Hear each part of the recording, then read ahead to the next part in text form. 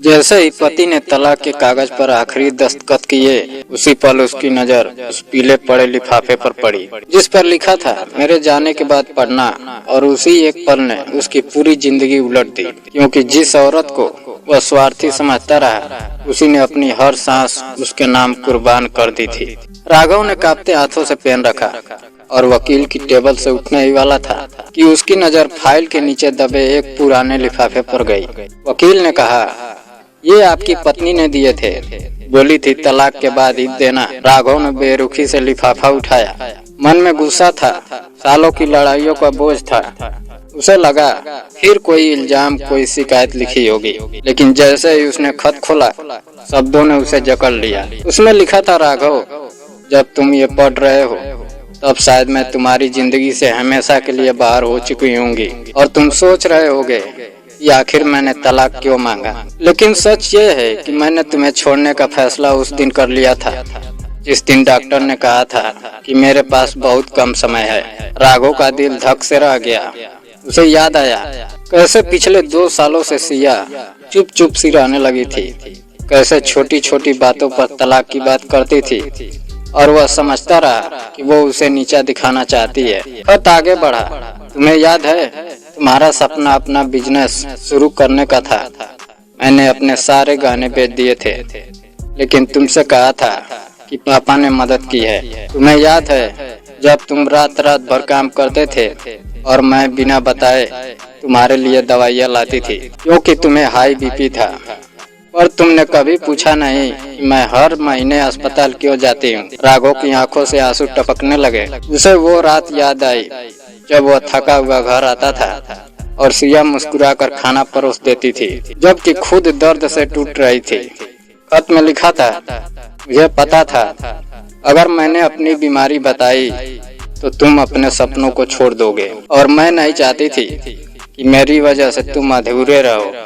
इसलिए मैंने तुम्हें खुद से दूर किया, झगड़े किए ताकि तुम मुझसे नफरत कर सको, और जब मैं चली जाऊं तो तुम्हें दर्द ना हो।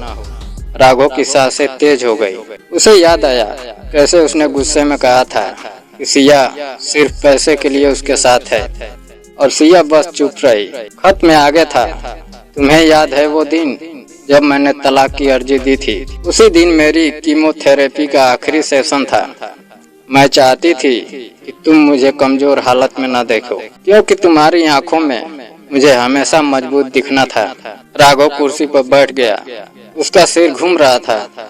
उसे याद आया कैसे उसने दोस्तों के सामने कहा था कि सिया ड्रामा करती है, और आज वही ड्रामा उसकी जिंदगी की सबसे बड़ी सच्चाई बन चुका था। खत के शब्द गहरे होते गए। राघव, मैंने तुम्हारे लिए हर वो काम किया जो एक पत्नी कर सकती है, लेकिन आखिरी बार भी मैंने तुम्हारे लिए ही फैसला लिया।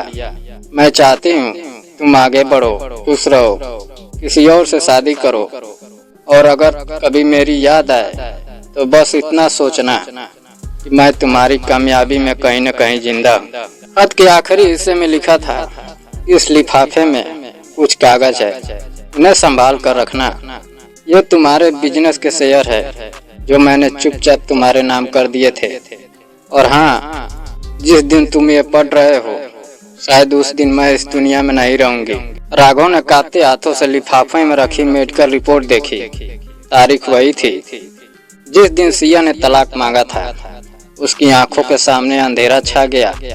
वह चीखना चाहता था, भागना चाहता था, लेकिन देर हो चुकी थी। वह दौड़ता हुआ अस्पताल पहुंचा, जहां उसे बताया गया कि सिया का देहांत 3 दिन पहले हो चुका है। उसने आखिरी सांस लेते वक्त बस इतना कहा था कि राघव को खत जरूर देना। राघव फर्श पर बैठकर रोने लगा। उसे एहसास हुआ कि जिस औरत को वो बोझ समझता रहा, वही उसकी सबसे बड़ी ताकत थी। तलाक के कागज पर किए गए उसके दस्तखत अब उसे जिंदगी भर चुभते रहेंगे, क्योंकि उसने कागजों पर नहीं बल्कि अपने प्यार पर दस्तखत किए थे।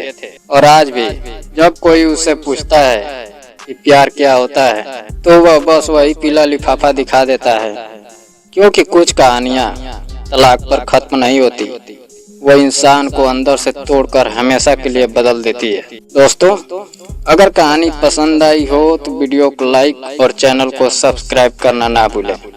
जय हिंद।